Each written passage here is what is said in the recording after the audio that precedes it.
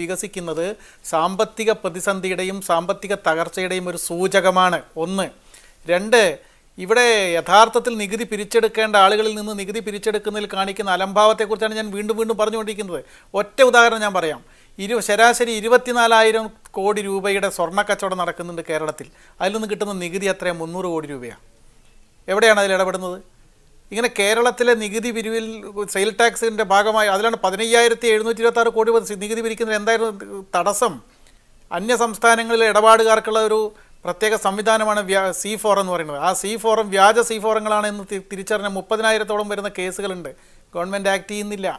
അങ്ങനെ യഥാർത്ഥത്തിൽ പിരിച്ചെടുക്കേണ്ട സമ്പന്നരിൽ നിന്ന് പിരിച്ചെടുക്കാതിരിക്കുകയും ഇവർ കാണിക്കുന്ന ധൂർത്ത് യാതൊരു ലക്കും ലഗാനവുമില്ലാത്ത നിലപാടുകൾ സ്വീകരിച്ചു. ഗവൺമെൻറ്റിൻ്റെ ഔദ്യോഗികമായ ബഡ്ജറ്റിൻ്റെ രേഖകളിൽ, പ്രത്യേകിച്ചും ഭരണാനുമതിയുള്ള വോള്യം 1, വോള്യം 2 പോലെയുള്ള രേഖകളിലുള്ളതെല്ലാം മാറ്റിവെച്ചുകൊണ്ട് സർക്കാർ നിയമസഭയെ അറിയിക്കാതെ, MLA-മാരെ അറിയിക്കാതെ രഹസ്യ നീക്കങ്ങളിലൂടെ പണം തോന്നിയതുപോലെ ചെലവഴിച്ചു. 3,000 കോടി രൂപയിലധികം കിട്ടിയിട്ട് 20 മാസമായിട്ട് കേരളത്തിലെ കോൺട്രാക്ടർമാർക്ക് പണം കൊടുക്കാൻ കഴിഞ്ഞിട്ടില്ല. 20 മാസമായിട്ട്. അങ്ങനെ ലക്കും ലഗാനവും ഇല്ലാത്ത തങ്ങളുടെ കയ്യിൽ കിട്ടിയുന്ന അധികാരത്തെയും ഖജനാവിനെയും വിനിയോഗിക്കുമ്പോൾ ജനാധിപത്യത്തിൽ പാലിക്കേണ്ട ചില പ്രാഥമിക മര്യാദകൾ അതെല്ലാം ലംഘിക്കുകയാണ് ചെയ്തത്. ആ ലംഘിച്ചിട്ട് ഇപ്പോൾ പറയുന്നത് ഞങ്ങളെന്തോ വലിയ വികസന പ്രവർത്തനം നടത്തിയെന്നുള്ള. വികസന പ്രവർത്തനത്തിന് വേണ്ടി ചെലവഴിക്കേണ്ട തുക 8% ചെലവഴിച്ചത്. പ്ലാൻ ഫണ്ട് ചെലവഴിക്കപ്പെടുന്നില്ല. അപ്പോൾ കേന്ദ്ര ബഡ്ജറ്റ് വീതമാണെങ്കിൽ ആനുപാതികമായി വർദ്ധിച്ചുകൊണ്ടിരിക്കുന്നുണ്ട്. അത് ഇനിയും വർദ്ധിപ്പിക്കേണ്ടതാണ്. 50% വേണമെന്നുള്ളതിനോട് ഞങ്ങൾ യോജിക്കും. പക്ഷേ അത് കിട്ടാത്തതുകൊണ്ടാണെന്നൊന്നും പറയുന്നതിൽ ശരിയില്ല. പിന്നെ ഇത് ഞാൻ പറയുന്നത് ഇപ്പോൾ ഉണ്ടായിട്ടുള്ള ഈ സാമ്പത്തിക ഞെരുക്കം, ഞാൻ തിരിച്ചു വരാം. ശ്രീമതി ലാലി വിൻസെന്റ്, ഇപ്പോൾ ഉണ്ടായിട്ടുള്ള ഈ സാമ്പത്തിക ഞെരുക്കത്തിന്റെ കാരണം യഥാർത്ഥത്തിൽ സർക്കാരിന്റെ ധനകാര്യ മാനേജ്മെന്റിലുള്ള വീഴ്ചയല്ലേ? ബാറുകൾ അടച്ചുപൂട്ടുന്നത് മൂലം ഖജനാവുണ്ടാവുന്ന പ്രതിസന്ധി നമുക്ക് അനുഭവപ്പെട്ടു തുടങ്ങിയിട്ടുണ്ടോ യഥാർത്ഥത്തിൽ? അല്ല, ബാറുകൾ അടച്ചുപൂട്ടുന്നത് ഖജനാവിന് അത്ര വലിയ ക്ഷീണമുണ്ടാക്കുമെന്ന് കരുതുന്നില്ല. പക്ഷേ സർവീസ് മേഖലയിൽ നൽകേണ്ടുന്ന ശമ്പളവും മറ്റ് ചിലവുകളും മൊത്തം വരുമാനത്തിൻ്റെ 54% കൂടുതലാണ് എന്ന് കാണുന്നു. വിദ്യാഭ്യാസ മേഖലയിൽ അതുപോലെയുള്ള മറ്റു പല മേഖലകളിലും നൽകേണ്ടി വരുന്ന ശമ്പളം സർക്കാരിനെ സംബന്ധിച്ച് ഒരു ഭാരമാണ് എന്ന് മനസ്സിലാക്കുന്നു. അതേപോലെ സർക്കാരിന് ഭാരമാകുന്ന ചില കാര്യങ്ങൾ കണ്ടുപിടിച്ച് അവയിൽ നിന്ന് എങ്ങനെ സർക്കാരിൻ്റെ ചെലവ് കുറയ്ക്കാമെന്നുള്ളതിന് വിദഗ്ധമായ പഠനം ആവശ്യമാണ്. സ്വർണം പോലെയുള്ള ആഡംബര വസ്തുക്കളുടെ മേൽ നികുതി കൂടുതൽ ചുമത്തുന്നതും തെറ്റല്ല എന്ന് തന്നെയാണ് കോൺഗ്രസ് പാർട്ടിയുടെ നിരീക്ഷണം. ഭക്ഷണ സാധനങ്ങൾ, സാധാരണ ജനത്തിന് ആവശ്യമായ മരുന്ന്, നിത്യോപയോഗത്തിന് വേണ്ടി ആവശ്യമായ വസ്തുക്കൾ എന്നിവയിൽ നികുതി ഈടാക്കാൻ പാടില്ല എന്നും കോൺഗ്രസ് പാർട്ടി സർക്കാരിനോട് നിർദ്ദേശം വെച്ചിട്ടുണ്ട്. ഇവിടെ ചെയ്യാൻ കഴിയുമായിരുന്ന ഒരു കാര്യം, നമുക്ക് അനാവശ്യമായി എവിടെയെല്ലാമാണ് ധൂർത്തുണ്ടാവുന്നത് എന്ന് മനസ്സിലാക്കി ധൂർത്ത് കുറയ്ക്കാൻ ശ്രമിക്കാം. സർക്കാർ ഓഫീസുകളിലെ അനാമത്ത് ചെലവുകൾ, അനാവശ്യമായ യാത്രകൾ, സർക്കാർ ഉദ്യോഗസ്ഥന്മാരുടെ അനാവശ്യമായ യാത്രകൾ, അനാവശ്യമായ വൈദ്യുതി ഉപയോഗം, ജല ഉപയോഗം, കെട്ടിടങ്ങളുടെ മെയിൻ്റനൻസ്, സർക്കാർ വാഹനങ്ങളുടെ മെയിൻ്റനൻസ്, വർക്ക്ഷോപ്പിലെ താങ്കളിലേക്ക് ശ്രീ മെഹബൂബ്, ഇവിടെ നമുക്കറിയേണ്ടത് ഈ ന്യായവില 50, താങ്കൾ പറഞ്ഞു ന്യായവില ഉയർത്തുന്നതിൽ തെറ്റില്ല, പക്ഷേ അതിൻ്റെ ഫിക്സേഷനിലാണ് പ്രശ്നം. ഫ്ലാറ്റായിട്ട് ഉയർത്തിയതാണ് പ്രശ്നം. ഇവിടെ ഭൂമിയുടെ ക്രയവിക്രയത്തിന് അതല്ലെങ്കിൽ താങ്കൾ കേരളത്തിൻ്റെ നിർമ്മാണ മേഖലയെ ദോഷകരമായി ബാധിക്കുന്ന ഒരു തീരുമാനമാണോ ഇപ്പോൾ ഉണ്ടായിട്ടുള്ളത്, അതല്ല ഗുണകരമായി പ്രതിഫലിക്കുന്നതാണ്? പൂർണ്ണമായിട്ടും ഒരേ രീതിയിലല്ല ഇതിൻ്റെ ഇമ്പാക്റ്റ് വരുന്നത്. ഇപ്പോൾ ചില സ്ഥലങ്ങളിൽ ഇപ്പോൾ നിലവിലുള്ള സ്റ്റാമ്പ് ഡ്യൂട്ടി, ഈ ഫെയർ വാല്യൂ ഫിക്സേഷൻ ശരിയായ രീതിയിലാണ് ചെയ്തിട്ടുള്ളതെങ്കിൽ ആ സ്ഥലങ്ങളിൽ ഇത് വലിയൊരു ഇമ്പാക്റ്റ് ഉണ്ടാക്കുന്നില്ല. ഞാൻ കോഴിക്കോടിനെ റെപ്രസെൻറ്റ് ചെയ്യുന്ന ഒരാൾ എന്നുള്ള നിലക്ക് കോഴിക്കോട് നഗരത്തിലെ ഫിക്സേഷനെ സംബന്ധിച്ചിടത്തോളം ബിൽഡേഴ്സിൻ്റെ സെഗ്മെൻറ്റിൽ ഇത് സ്റ്റാമ്പ് ഡ്യൂട്ടിയിൽ കാര്യമായ ഒരു വർധനവ് വരുന്നില്ല. പക്ഷേ കോഴിക്കോട് നഗരത്തിൽ തന്നെ പ്രാന്തപ്രദേശങ്ങളിൽ അല്ലെങ്കിൽ ചില ഭാഗങ്ങളിൽ നിലവിലുള്ള ഫിക്സേഷൻ അശാസ്ത്രീയമായി ചെയ്ത സ്ഥലങ്ങളിൽ ഇത് വലിയ ഇമ്പാക്റ്റ് ഉണ്ടാക്കുന്നുണ്ട്. ഞാൻ ചോദിക്കുന്നത്, അപ്പോൾ സ്റ്റാമ്പ് ഡ്യൂട്ടി കൂടുമ്പോൾ സ്വാഭാവികമായും ഈ ഓർഗനൈസ് ഏരിയ ഡ്രൈ ആവുകയല്ലേ ചെയ്യുക?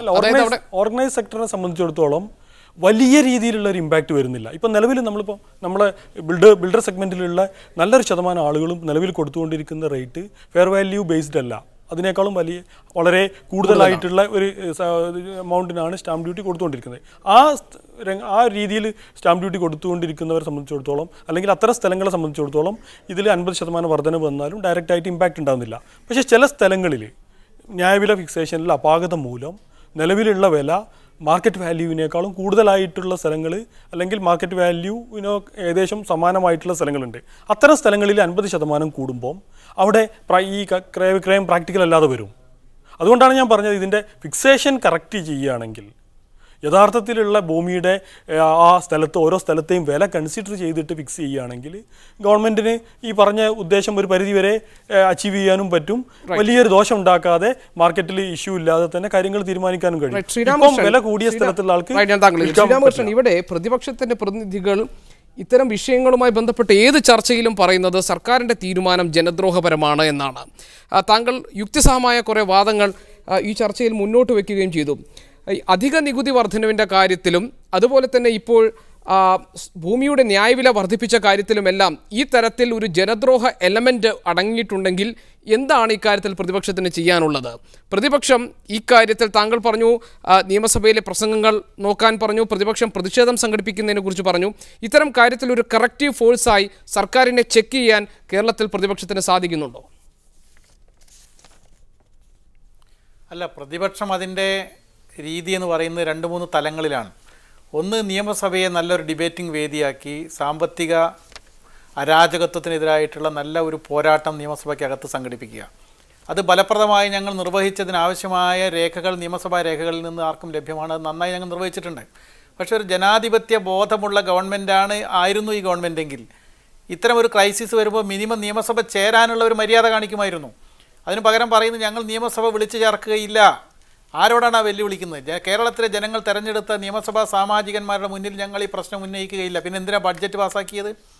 ബഡ്ജറ്റിനെ ബൈപ്പാസ് ചെയ്തുകൊണ്ട് ഇത്രയധികം പണം ചെലവഴിച്ചത് എന്തിനാണ് ബഡ്ജറ്റ് രേഖകളില്ലാത്ത പണം ചെലവഴിക്കാൻ എന്തിനാണ് ഇത്ര ധൃതി കാണിച്ചത്? അപ്പോൾ ആരുടെ മുന്നിലാണ് ഒളിച്ചു വയ്ക്കുന്നത്?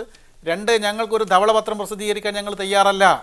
ആരോടാണ് ഇതെല്ലാം പറയുന്നത്? ഇതൊക്കെ ഞങ്ങളോടുള്ള വെല്ലുവിളിയാണോ? അപ്പോൾ തീർച്ചയായിട്ടും സ്വാഭാവികമായിട്ടും ഞങ്ങൾക്ക് നിയമസഭയ്ക്കകത്ത് നടത്തുന്ന പോരാട്ടം, ജനങ്ങളെ സംഘടിപ്പിച്ചുകൊണ്ടുള്ള പോരാട്ടം ഒരു ഘട്ടം കഴിയുമ്പോൾ നികുതി നിഷേധ പ്രസ്ഥാനം. അതുകൊണ്ടാണ് ഞങ്ങൾ പറഞ്ഞത് ന്യൂഡൽഹിയിൽ പരിധി വിട്ട് റിലയൻസ് കമ്പനി നടത്തിയിട്ടുള്ള സ്വകാര്യ വൈദ്യുതിവൽക്കരണത്തിൻ്റെ പീഡനത്തിൽ നിന്നാണ് ഒരു മൂവ്മെൻറ്റ് തന്നെ രൂപപ്പെട്ടു വന്നത്. ഇന്ത്യയുടെ ചരിത്രത്തിൽ അത്തരം ധാരാളം അനുഭവങ്ങളുണ്ട്. ആ നികുതി ബഹിഷ്കരണ പ്രസ്ഥാനം എന്ന് പറയുന്നത് പ്രായോഗികമായി എങ്ങനെയായിരിക്കും എന്നതിനെക്കുറിച്ചുള്ള വിവാദം കൊണ്ടുവരികയല്ല വേണ്ടത്. അതിൻ്റെ പിറകിലുള്ള സ്പിരിറ്റാണ് കാണേണ്ടത്.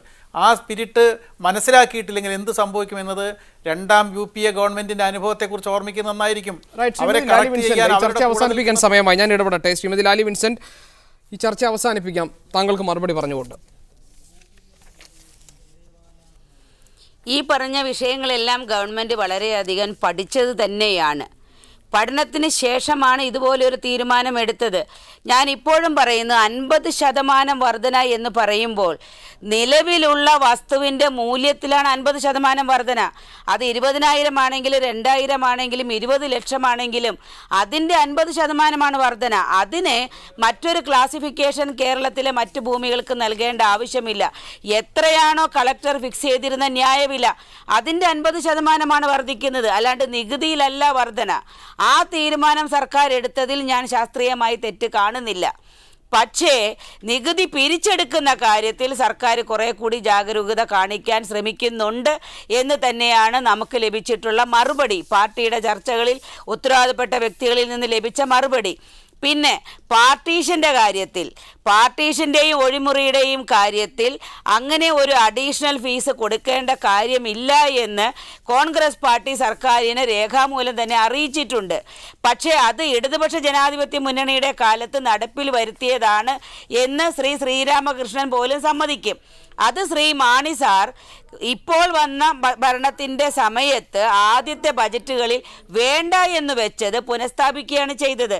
ഇവിടെ അധിക ഭാരമൊന്നും ബന്ധുക്കൾ തമ്മിലുള്ള കാരണങ്ങളിൽ ഉണ്ടാകുന്നില്ല. വളരെയധികം നന്ദി ശ്രീമതി ലാലി വിൻസെന്റ്. ഒപ്പം തന്നെ ശ്രീരാമകൃഷ്ണൻ, ശ്രീ മെഹബൂബ് ഈ ചർച്ചയിൽ പങ്കെടുത്തത്. ഇന്നത്തെ സ്പെഷ്യൽ എഡിഷൻ പൂർണ്ണമാകുന്നു. Good bye, good night.